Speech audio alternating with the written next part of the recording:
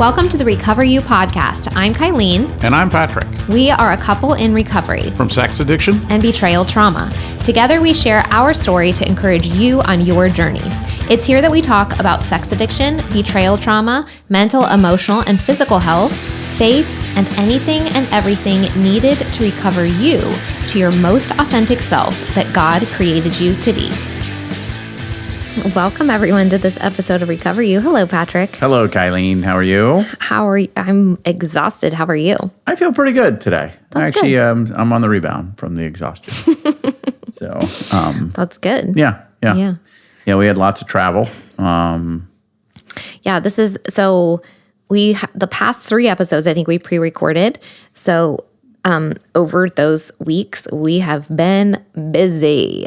Yeah. Back to back to back to back to back to back to back.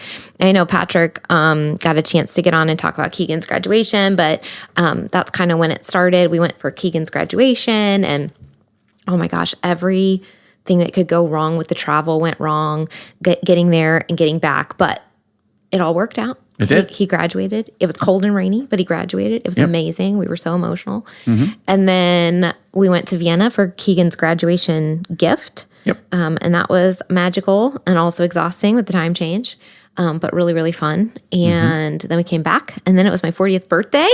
Yep. And then you and I went on a little lake trip, which being on the water is like my love language. So thank you for that. That was very fun.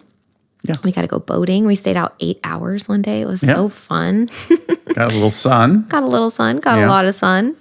Yep. And so it was just like this unusual borderline exhaustion. Oh yeah. It was just this very unusual culmination of like, we normally don't do that much travel, especially not back to back, but like, Keegan's graduation only happens once. My birthday 40 only happens once. And so it was just like boom, boom, boom, boom, boom. Mm-hmm. We were busy. And so now we're home and we're really tired. But it's been good. It's been really fun. So so we're back. And so today we were thinking that we might just do a little bit of, so it's almost like a tag on to the episode that I did about turning 40 and self-acceptance, but just some different reflections. Because, 40 is kind of this time where people, Kitty agrees. I don't know if you hear her in the background. She says, yes, let's talk about this. 40s, a lot of times it's when people really stop and think and reflect on their life, or they have a lot of, different thoughts and feelings about things. And something that's been on my mind is this idea of like choosing the life that you want to live, and how in many ways we do that subconsciously and we don't even know we're doing it. But the life that we end up living is often, a series of choices that we make. And that's not, I want to make sure, because when we're talking about this idea in an addiction and betrayal podcast, I want to make sure that betrayed partners don't hear me saying that you've chosen to be betrayed. So that's never what I mean. Like, there are things that happen to us in life, and how we respond to them is our choice, and then what we build on and how we grow from that is our choice, and where we go in life and what we create in life, and all these things. We still have, even when bad things happen to us, we still have a significant amount of control in terms of where life goes. But, a lot of times we're sort of living life in a very subconscious way, and we just don't even realize, that it's happening. So when we're talking about this, I wanted to kind of throw out a couple little warnings maybe before we jump into the ideas. And that is just a reminder that triggers are often a reflection of unhealed wounds. I'm not going to go out and intentionally trigger anyone in this episode. That's not what I mean.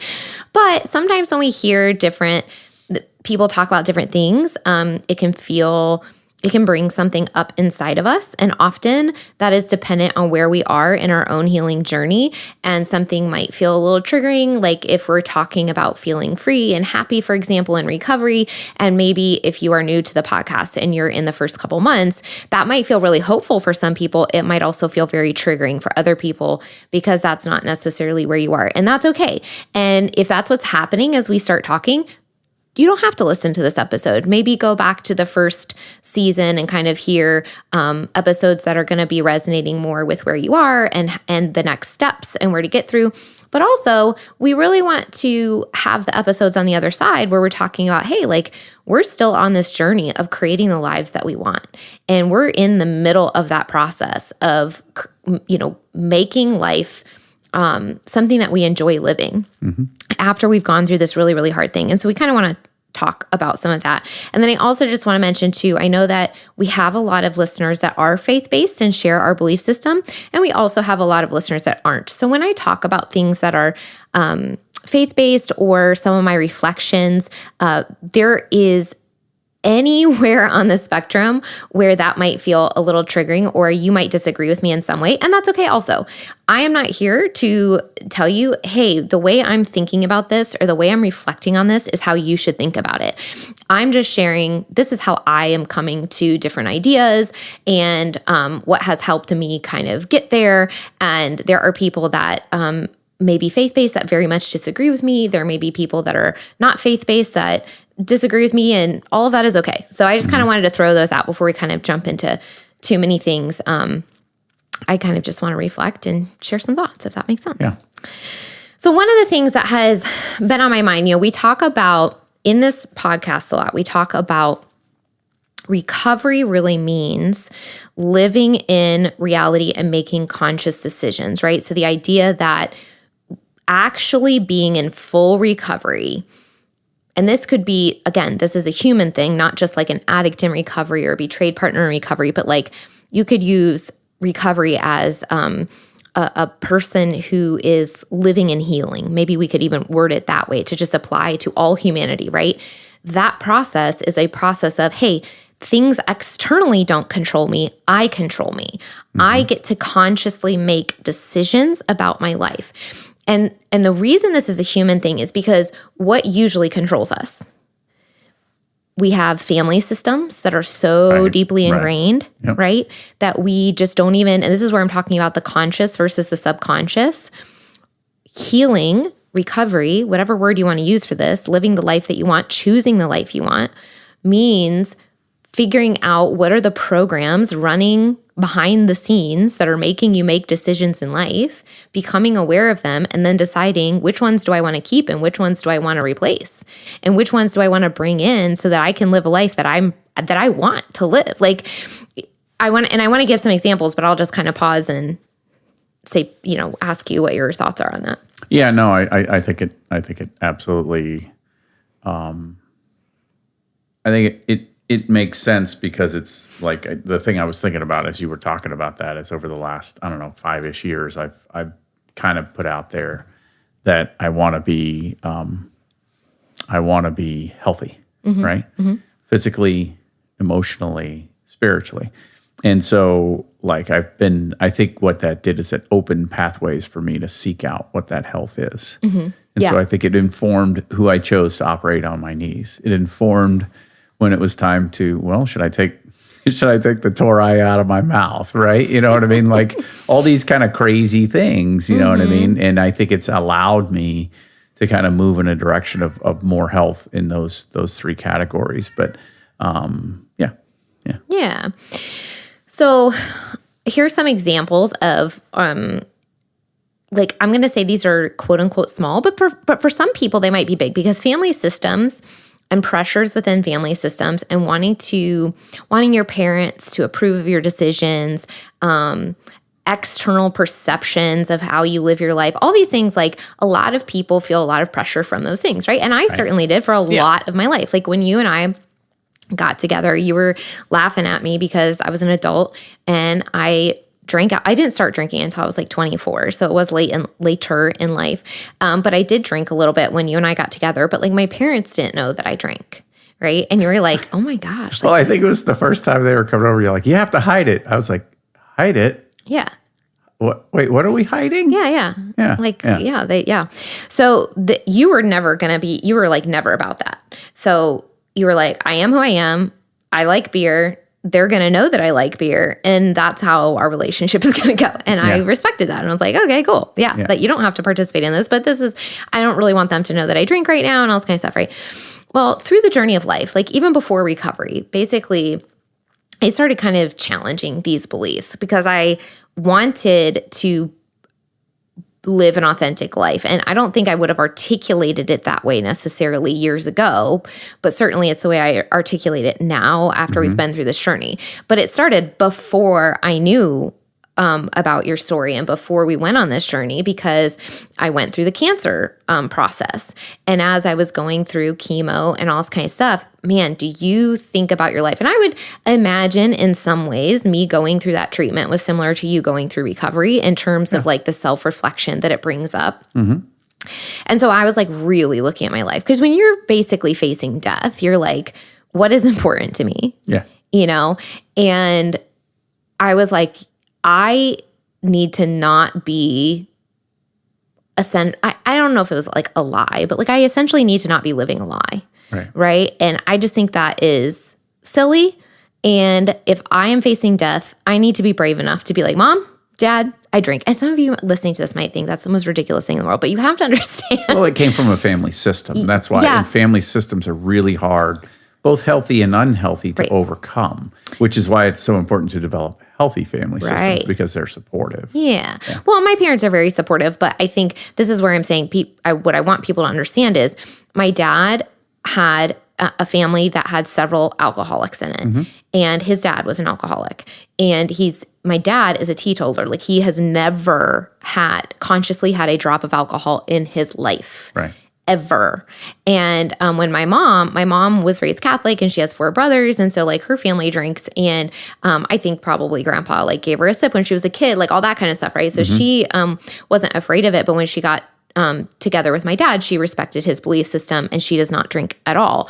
And I would say she's even sort of leaned towards that belief system in terms of saying, hey, it's just better, not to, and all that kind of stuff. So my dad really, firmly, like he has a deep personal, and then it's translated into a deep spiritual belief against drinking. And so there was a part where, you don't want to disappoint your dad, but then also, you want to respect his belief system, right? And so, but when I was going through this, I was like, you know what? I have at this point in my life made a different decision, and I don't necessarily want to hide that. And so when I was going through, I was like, if any time is the time when you're facing death and they're watching you go through this treatment, now is the time to have this conversation. And so I did, right? And so I had that conversation, and it kind of stressed my dad out, and he wasn't thrilled with it. But over time, we kind of worked through it, and he respects it. And now it's a non-issue. And he comes over to the house, and if we have alcohol, we have alcohol. But generally, it's like if we're going to dinner with them, I'm not going to like order a drink. But now they know, like, hey, if they come over, like we have alcohol in the house and stuff like that. So it's a really small example of there is a value system that I was living out of up until the point where I became aware of it to the point that I wanted to change it. I made a decision, and I totally changed the outcome of that relationship and the outcome of the value system that I was living into. And I will say, as quote unquote small as an example as that is, it was a huge deal. It was a big deal. It was a big deal to my dad. It was a big deal to my mom. It was a big deal to me. And it was a big deal for the way that we work through things and communicate and relate to each other moving forward. And we've had other situations since then that have built on that to lead to a more authentic, vulnerable, open, conversational relationship between all 3 of us. You were, as difficult as that was, you were fortunate that you had created the connection with them. They were receptive to the connection, and the 3 of you were able to work through that. That doesn't always work that way. Sometimes let's pause there, because my dad flat out was like, we invited him to the Christmas party after that and said there was going to be alcohol, right? Yeah. And he said flat out, don't have alcohol. Like it wasn't like this, hey, I drink, and then they were like, oh, okay. Like, right. Like there is a process of Right. I'm just saying that and yes, there were some ups and downs through that process, but sometimes that resolution never comes. But it's still important for you to live into an authentic life. Yeah. And you know what I mean? And so like well, my intention in that example, right? Like my intention is not to be disrespectful of their life decisions. Yeah. But it is to step into my own life. Right. It wasn't about critiquing them. It was about saying, hey, I need to live in integrity. And I also don't want to hide something from you. That's right. Yeah. Well, I want to be in a relationship with you where you actually know who I am. Right. Well, there's a parallel there to the addiction. You know what I mean? So it's like what I didn't allow you to ever do because of my addiction until discovery was I didn't allow you to see the window into the pain that I carried.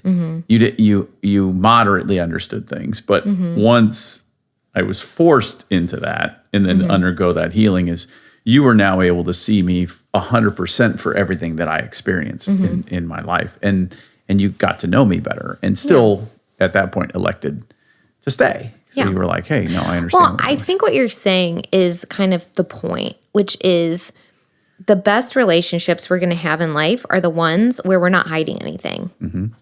Friendships, family relationships, marriage relationships, vulnerability and actual intimacy and connection with another human being means I'm not hiding who I am. Right. Yep. Like I can't have a super deep relationship with someone if there's a huge part of who I am that is, I just don't let you see that part of me. Right. Even if it's even if it's something silly, like, oh, I can't be like just totally silly and off the wall and ridiculous with you. Right. If you feel like that's not going to be received well, then that's going to be a draining part of that relationship over time. Right. Yep. So another example of this is the birthday celebration thing that I did last week, which was I got a tattoo. Yeah. So I am not someone that ever planned on getting a tattoo. I, just never really wasn't my thing. But going through the things in life that I've gone through, I've struggled with a lot of anxiety over the years. And a few years ago, something that popped into my brain as like a counter to my anxiety was the phrase "in light of eternity." And that idea is, hey, like this thing that you're worrying about, that you're stressing about, that you're anxious about, is it really important in light of eternity? Now, sometimes the answer might be yes, right? But a lot of times the things that I'm stressing about, as soon as I put it into context of like, hey, like when I'm 80 years old, am I going to care about this? If I'm in heaven, is this something that I want to spend my time focusing on while I'm living my human life? A lot of times the answer is no. And so when I would think about that phrase, it would kind of calm me down. All right. And so I thought, oh, that'd be like a really great tattoo at some point. And I was like, well, a tattoo is kind of a permanent thing. I should really sit on that. I don't want to like make a decision that's, hey, I just had this in my brain today and I'm going to do it tomorrow. And so again, that's a little bit of a family thing. They don't love tattoos. They wouldn't say, oh, like that's great. Like they wouldn't be like, A+ supportive of it, right? So I sat on, I thought about it. Periodically, I would get anxious. This idea would come up. I'd think about it. It would calm me down. And over time, I was like, I really like that. It has a deep meaning to me. And so I thought, I'd really like my mom to write it in her handwriting. And then I could have this really meaningful phrase and it would be in my mom's handwriting. And so eventually I asked her and she agreed to do it.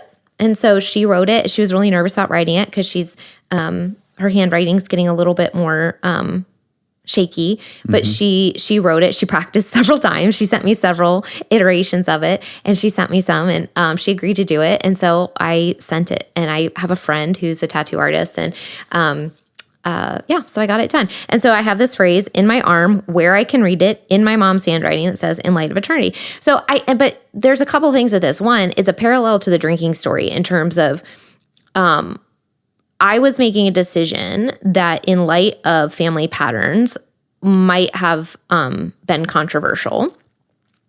And based on a lot of the work that myself with my parents has done over the past several years together, the conversations that we continually have about our relationship and me making certain decisions. And, I really want them to be in my life and they really want to be in my life. And also I'm 40 and I don't want anybody saying, from a parental place, you're quote unquote not allowed to do something, right? So we've had those conversations as well. Yeah. Like, hey, like I want to hear your thoughts. I want to hear your opinions. I want to be in relationship with you. And, you can't tell me what I'm a grown up. Yeah. That's right. And so over time, like that's developed. And And then so it was really, really cool that my mom was like, yeah, I'll participate in this, even though it might not be something that she would personally choose. Yeah. She was willing to include herself in the process, which I thought was really special. Yeah.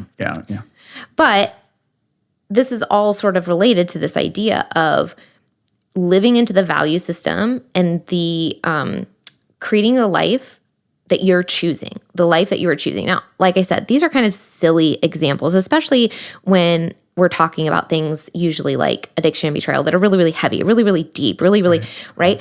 But it matters because when we make decisions, it spans every aspect of our life. If we make a decision to say, I'm going to hide a part of myself, I'm going to protect this subconscious family system thing that's running in the background, and then it shows up in all these other areas of our life. And then all of a sudden, we're not living a life as the authentic human that we are created to be, that has their own ideas, that has their own creativity, that has their own convictions, that has their own, wisdom and all of these different things. Then we're living into somebody else's plan, or we're living into someone else's perception of who we should be. And that, at least in my life, brings too much conflict to equal health. Yeah. When I was in addiction, I was certainly stuck in patterns that I didn't want. And it created a lot of, there was the side that betrayed you, but there was so much emotional or physical unhealth because of that lack of alignment that was happening inside of me. That stress, that anxiety, all of those things that were carrying on. I was living one way, projecting one way, living another, right? And so that, and we've talked about that, the way my health improved, right when everything, kind of came, my physical health. And so I think that's a little bit of a microcosm too. It's like, hey, when you're not living, in fully aligned in integrity, and that doesn't mean that you always do everything perfectly, right? Because that's not there, but like being honest about your story and honest about what you need help with, like in the case of the addict, like, hey, I can't stop. As opposed to, no, I got this. Like I tell you what, this next program, don't worry about it, honey. I'll take care of it. No, don't. That's a lack of alignment, because if you could have stopped, once again, the whole like your system is perfectly designed to get you the results you're getting. If you keep getting the same bad results, well then you've got to change your system. And that's the point, is that, okay, in that exact situation that you're talking about, what is happening there? They're running out of a subconscious value system. So like, let's give an example of that. So the value system we choose to rule our lives runs subconsciously. At some point, we may or may not have chosen that consciously. A lot of times it happens when we're kids, and we just make, our brain makes decisions for survival and safety and all this kind of stuff. Then the system's set. Then it runs in the subconscious, and our subconscious runs about 95% of our lives. And it's so funny because we think we're conscious beings, but really about 95% of our life is subconscious. The things, especially when it comes to behaviors and habits and patterns. Right. So bringing it into awareness, what are the patterns that I'm behaving into and why? That is a crucial part of becoming a healthy adult, because that's when we can choose differently, and that's how we can make a difference in where we go. And so people that continue to live in patterns that they don't like, first of all, they don't recognize what the pattern is, or they recognize the pattern and they don't know why they're doing it, right? And so for an example of the value system, so as we're talking, I'm just gonna be really clear, like my value system over the past 3 years or so, I got really clear that authenticity was my number one value. And because that is so deeply ingrained and aligned in me, that I want to live an authentic, I want to be who I am. I want to live with integrity. I want to be authentically myself. Over the past couple of years, layers and layers and layers and layers keep coming off to live into that goal. And so, an example of what you're talking about, if an addict's first value in their value system is recovery, then that's the filter that will be set, and they will see how they can get there, and they will gather the tools and resources. And when resources are provided, they're going to latch on, and that's going to be their hyper focus in a way of speaking, right? Yeah. But a lot of times when you're seeing this subconscious pattern running, before they've become aware of it, before they've become a different decision, and they just keep struggling, a lot of times I would imagine the first value in their value system is actually comfort. And so how am I going to find comfort? And if comfort is the number one value, then this is subconscious. It's not conscious, because consciously this makes no sense. If comfort is the number one value, then it doesn't really matter what the outcome of getting that comfort is going to be ultimately, because the short-term value of me getting that comfort is my number one priority. Right? So this is why becoming aware of what our value system is, even when, or especially when it's really uncomfortable, is so crucial to becoming the human we want. Because if we keep making decisions that consciously in our conscious world, we say, hey, we don't like that. I disagree with that. I want to be somebody different. I don't know why I keep getting angry. I don't know why I'm so impatient. I don't know why I keep doing X, Y, Z. I don't know why I keep relapsing, whatever it might be. If we don't do the work to figure out what is the value that my decisions are behaving out of, then we won't know how to change it. Yeah, I know one of the conscious thoughts that I took on after discovery, probably early on, was I wanted to be a safe man. I wanted to be as safe as I could be, and I think that helped me because I didn't know what. I think I had a general idea of what that meant, but I didn't know the process and the steps. I think where I've come to as we progress is I want to view myself like safety is a very outward thing, right? So like being attuned with you and partnering with you as you work through some of your triggers and stuff like that. So it's a very outward, which there's nothing wrong with. I mean, there really is nothing wrong.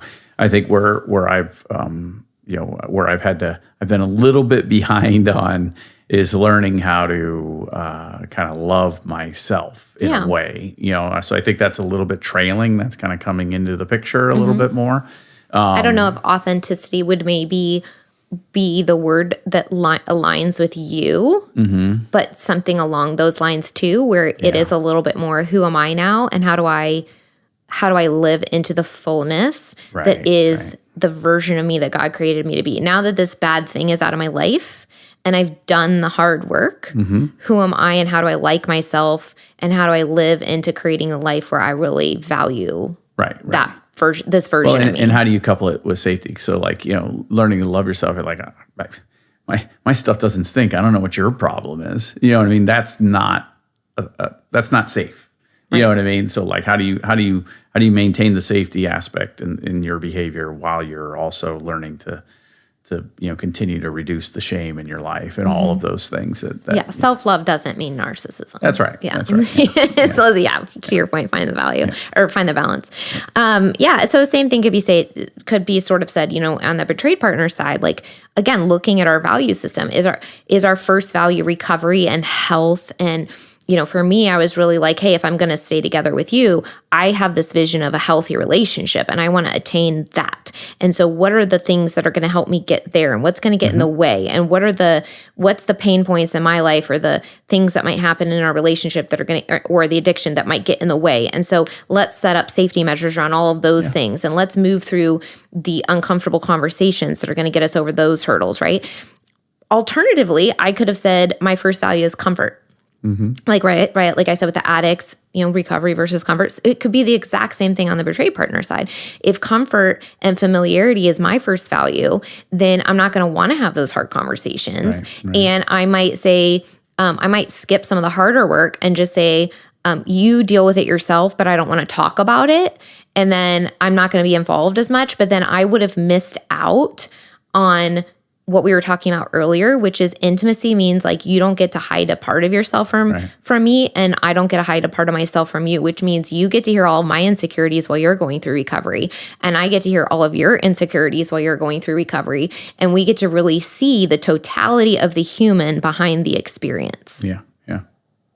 That's pretty good. I like that. The totality. Yeah. Should we stop? That just came out. The end of episode mic drop. No, but I like that. No, but you're 100% right. I mean, the human experience is the rich, I should say, the richest of human experiences is being able to experience all the emotions, being able to express them, being able to, because we all get them. It's not about well, I'm just not a weak guy or whatever. Like I was thinking right as you were saying all that before you dropped the mic. I was, I was, what did I say to you during the wedding yesterday? I turned to you and I was like, I feel vulnerable. I was like, I just feel vulnerable. And so and I think part of that's because when we started going to weddings after betrayal, they were hard. And I think I was probably full of fight or flight. I kept getting triggered. Yeah, she would get triggered over the iced tea. But that's not true. What's wrong with you? But so, we were fine yesterday in the yesterday wedding. Was great. But I was feeling like... You were braced for impact in case I got stressed about it. Fight or flight again. Yeah. You know what I mean? And so But it was good. Yeah, it was fine. But I wouldn't have done that. I would have been like, I'm fine. You would have been, you might have been like, hey, are you okay? And I was like, no, I'm fine. You know what I mean? But so anyway. Yeah. I just want to keep giving some more, examples. So when I look back on my life, when we talk about, we get to choose the life that we live, right? This is why we talk about the conscious versus the subconscious, because for a long time in most people's lives, we are just running out of the subconscious. And a lot of that is determined by difficult or painful or uncomfortable situations that happened at any point in our life, often, in our childhood, in our high school years, in our college years, right? So when I was young, when I was in college and stuff, I would say my value system was validation and acknowledgement, right? I wanted to get into relationships where I felt acknowledged and valued, and I wanted the attention from boys and all this kind of stuff, right? And I came from a very sheltered sort of home, and so I wanted to get out into the world and experience freedom. And I think if I had to think about it, my value system would have been validation. I wanted validation and attention, right? At that point in my life, that was running from a different system than I'm running on now.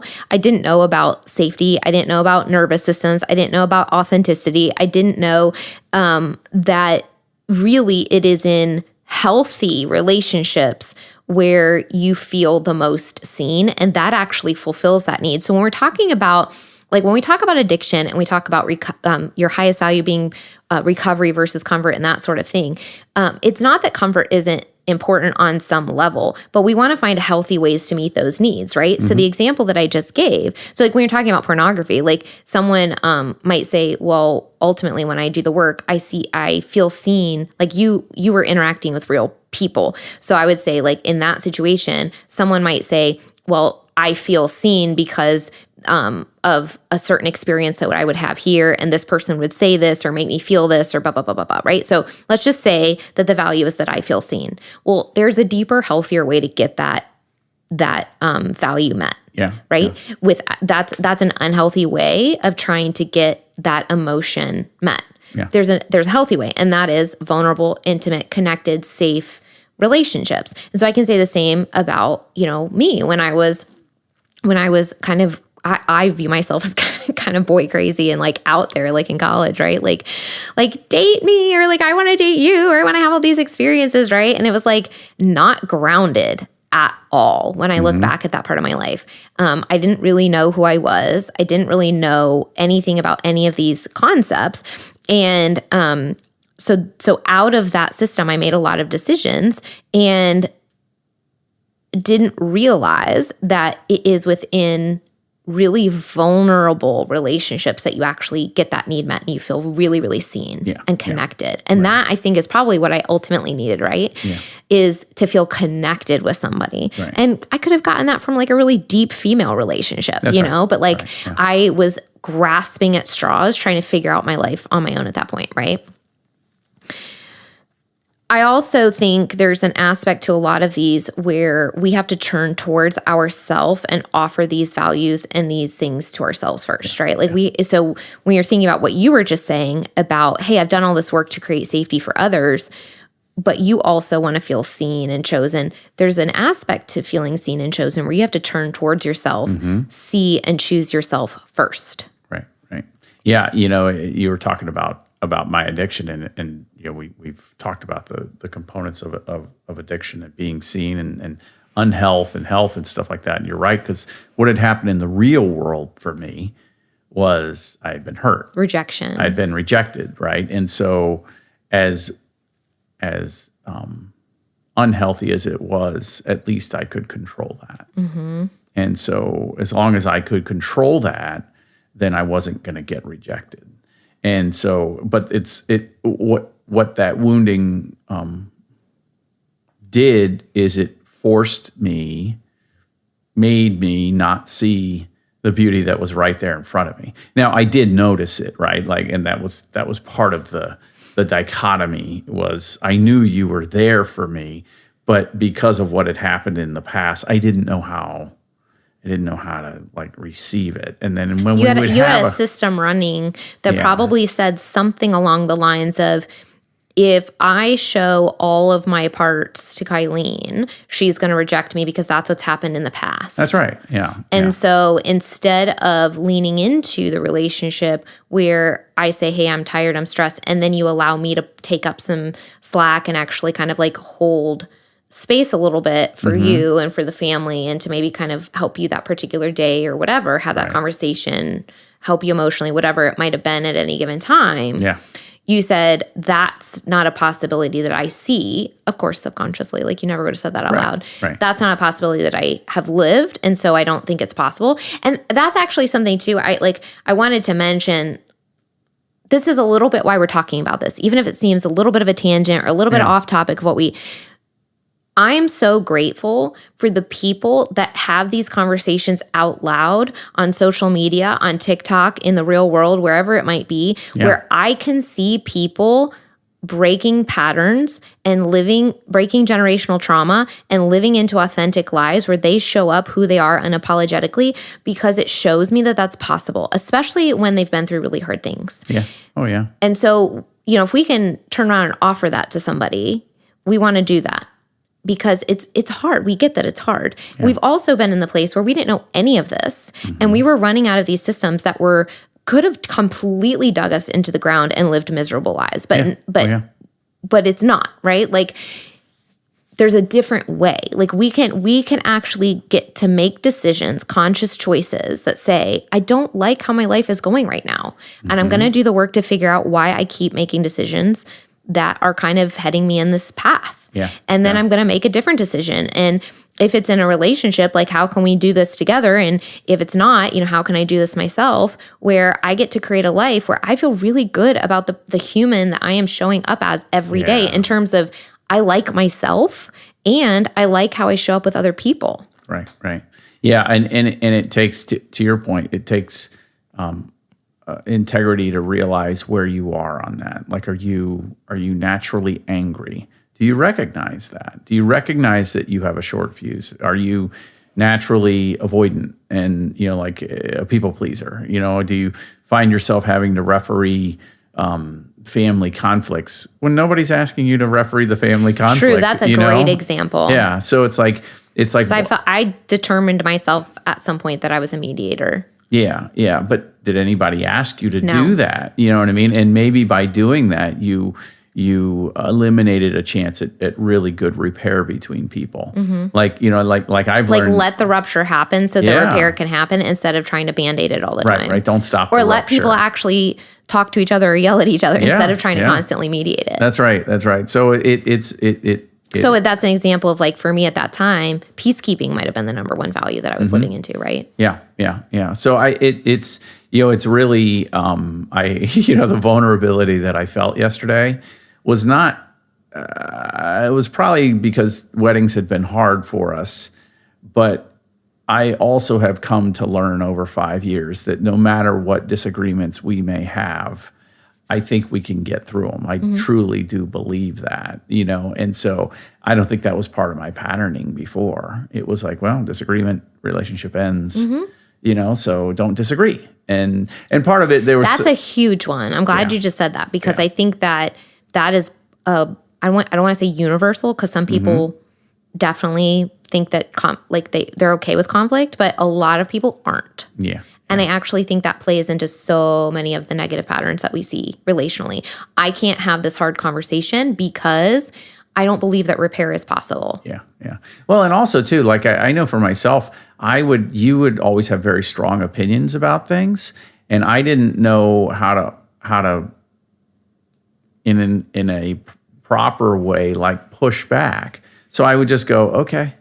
And so like if we think about like Keegan's computer time, right? Oh yeah, like that was our major relational disagreement. But there was things I disagreed with, but I didn't know how to. So the only way I did it is I would undermine the agreement. Yeah, you would subvert right, like which is not good. We would like say that we agreed on something, Yeah. and then like a week later, you would like subversively come in and like it's because I didn't necessarily agree with it, right? And so as opposed to me saying, hey, I don't really feel like I just don't feel good about this thing that we're putting. I understand what you're saying, but I don't feel good about it. So how do we keep working on this to get to a point where we both feel good about it? Right. I wasn't equipped with the tools, and maybe you weren't either. You know what I mean? And so like, no, we definitely weren't. Yeah. So it's a small example, but I keep saying through this podcast, oh, this is a small. These are the real things that people live through. Disagreeing as parents about how to raise your kids. Right. Managing perceived family expectations. These are real, these are the things that cause conflict in relationships that end up exploding 10 years down the road because you're like, I don't get to live my life the way I want to live my life. Or we keep, if the example you just gave is an example where if that wasn't resolved, 10 years down the road, people are like, we always disagree on how to parent our kids, and we've never resolved this, and now they're out of the house and we don't like each other, or whatever that looks like, right? So in our case, we were lucky because in that particular instance, because we had one kid, we didn't have 6 kids coming through that we had to keep fighting this fight over, and poorly, right? Now granted, you could argue we've been through this healing process. We probably today would do a much, much better job of coming to some agreement. And of course, I'm much more informed about the dangers of, you know what I mean? You know what I mean? And things like that both of us have been like, oh my gosh, you know what I mean? So I think we'd be much more effective at it and kind of navigating through it, because at the end of the day, we both had, what was interesting. We wanted Keegan to be healthy. We wanted Keegan to be healthy and happy and enjoy his childhood, right? That was our goal. Those weren't two different goals. It wasn't like you weren't a tyrant. Well, I was an easy guy. What you just brought up is really interesting because you just explained it in terms of two separate human beings. But a lot of times that exact thing happens internally with our different parts. Yeah. So I will have, and you think about addiction, I have part of me that wants to be sober and part of me that keeps going to this thing.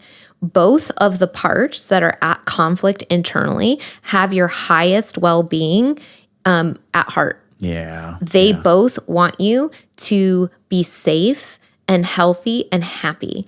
One part knows that sobriety is going to get you there, but it's hard. The other part says addiction and relapse is the easy way to get those things temporarily in this moment, and it's a fast fix. Yep. And they are at war inside of the person. But I just thought that was interesting the way you described that, because what you just said, between two people, we have happens inside of us. Yeah, we have a mutual goal that we want to achieve, but we're coming at it from different ways. That happens inside of one person too, all the time. And that's what we're talking about, is doing the work to identify the underlying patterns of why we are not currently living a life that we're totally happy with and making decisions that we're totally in alignment with. Yeah. I love that you said that. So I'm just going to mention something faith-based really quickly, though. This is where feel free to disagree with me. And I'm not even sure. Let me explain. I was listening to, really, really briefly, I didn't even listen to the whole episode, but there was an energy healer on a podcast.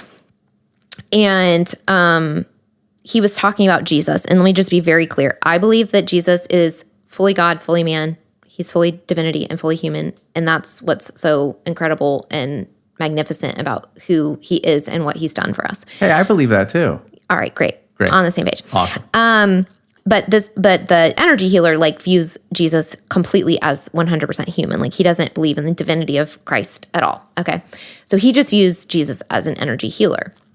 But the reason I'm explaining this is because I, as a Christian, often like to hear how other people interpret things in the Bible from various different perspectives, whether it's whoever it might be, whether it's somebody who was not a Christian, became a Christian, and is reading the Bible for the first time, and now they have all this awareness that, someone like me who was raised in it, but then really taught from one angle over and over and over and over, might never see that verse that particular way, right? So I love hearing different angles, different interpretations, different ideas, people taking different wisdom from different pieces of life and humanity and bringing it into scripture, because to me, that has brought it more alive and really brought it, I don't know, given me deeper levels of understanding in a lot of areas. Now, I definitely think as a Christian, there's a level of discernment that the Holy Spirit sort of has to help you filter things through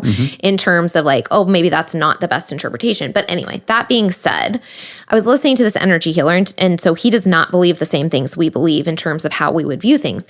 But one of the things he said that I thought was really interesting was when Jesus said on the cross, forgive them for they know not what they do, his perspective was that wasn't like a divine forgiveness that nobody else can accomplish, which, we might argue, well, yes, there was an aspect of that. It's the divine forgiveness that only God can offer to the entire world, that we all have the freedom to accept that. And it's the greatest gift that he's ever given us. But one of the things that this guy said that is a little tidbit that I think we could maybe add on to it that I think is really interesting is the forgive them for they know not what they do is essentially this idea of them running out of their subconscious programming. We forgive them because they literally don't know what they're doing. They're not aware of it. They haven't become aware in their conscious being of why they're doing these things. They're running. And isn't that so much of the world? Yeah. Like so much of the world is running on the subconscious where it's like they just do things and they don't know why, and they've been told to think something or told to feel something, and they're not completely consciously in charge of the way they're thinking, right? And so anyway, I just thought that was an interesting perspective. Like I said, agree to disagree. There's a lot of different ways you could look at that. But I just thought that was an interesting add-on. I would definitely bring the divinity aspect into it because of what I believe and how that is the greatest gift that we have been offered in life, but that brings the freedom. And I can also see that layer of understanding too. And I think the Bible is very complex. I think it's very layered. And I think that's one of the cool things about it is that wherever you come from, there is a way to look at it that makes sense, and that it's written in a way because it is from God that he can use it to speak to you wherever you are, wherever you come from, whatever language you speak, whatever family you've come from, whatever culture you've come from. There's something in there that if your heart is like, hey, show me who you are, it will speak to you. So anyway, I thought that was interesting in terms of what we're talking about. When you're thinking about forgiveness towards other people, truly, it's like they don't know. Do they know what they're doing? Yeah. So many people are living out of these subconscious patterns that's just it's literally programming. It's like computer programming. That's been informed by the wounds in their lives. And the survival mechanisms running in the background. Absolutely. Just to keep you safe until you become aware of it and say, you know what? Yeah. There's something better for me out there. I get to choose differently. Now, what does that look like? And that's what we want to encourage you to do. So I will wrap this up with just a couple ways that maybe you can think about this in order to personalize it in your own life if any of this resonated with you. So I want you to maybe think through or journal these 3 questions. 1, what are the things I want to bring into my life? So for example, talking about my 40th birthday and all these things. And like this year has been a whirlwind so far. It's very unusual how busy we've been, how many things we've done, how much travel we've done. Keegan graduating, my 40th. It was just like a lot of like big milestones in a very short amount of time. You hitting 5 years was like in February. And like, so it was like boom, boom, boom, boom, boom, boom, boom. All these like huge life transition moments in less than 6 months. Yeah. And one thing that I've noticed, I think the combination of the 5 years plus my 40th birthday and all of the reflecting and all of the thinking that I've been doing, it feels like this shedding of another layer. It feels like this transition moment for me of stepping more deeply into, okay, I've done the work. You and I have done the hard work. Now, how can I enjoy my life? Right. So it's not bypassing the fact that the work had to be done. We had to go through that. And that was anchored in the vision and the value system that kept me going through it when it was hard. Right.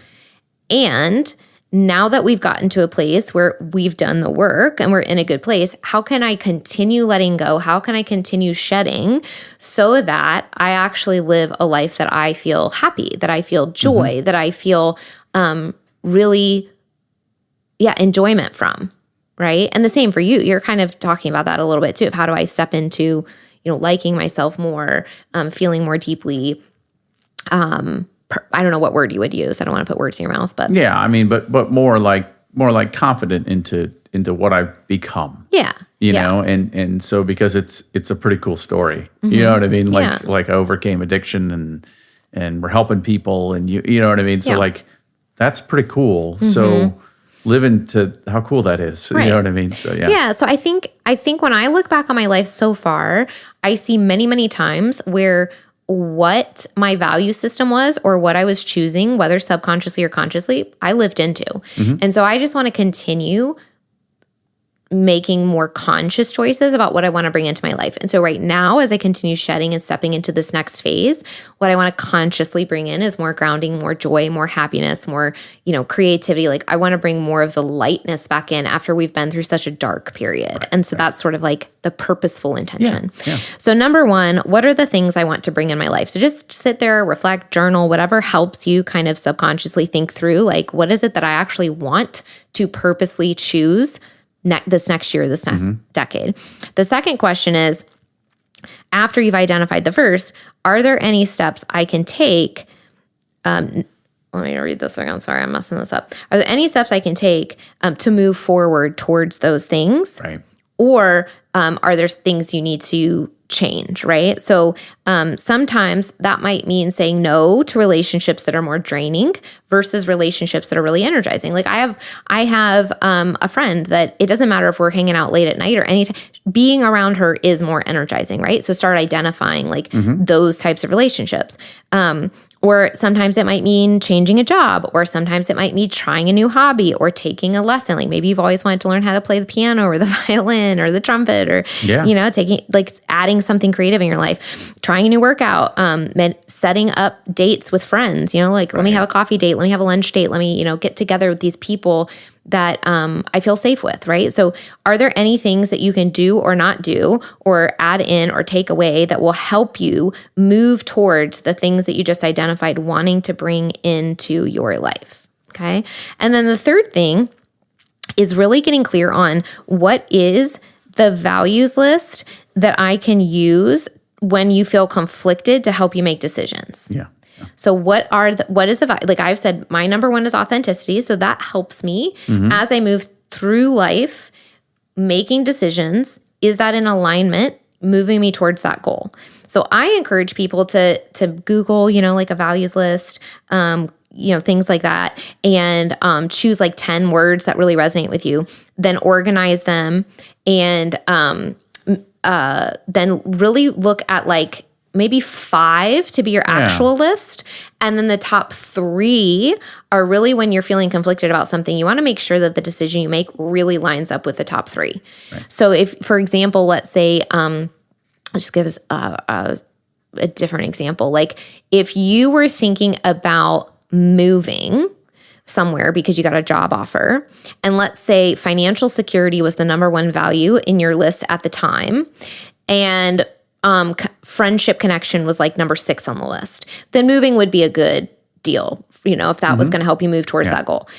If the friends you connected with are like lifelong friends, and that's the deepest, most valuable thing to you at this point in your life, and that was number 1, and increasing your financial status at the time was lower on the list, then maybe you wouldn't move and you look for some other opportunities in the area, right? So that's just a silly example of, or maybe not silly, but real life, right? No, example of this is how we can bring the subconscious into the conscious. How am I making decisions that help me actually get to the place I want to go? Well, first we have to identify it, and then we need to make our values list, and we really need to consciously choose when we're making these decisions what's going to help me get there. Yeah.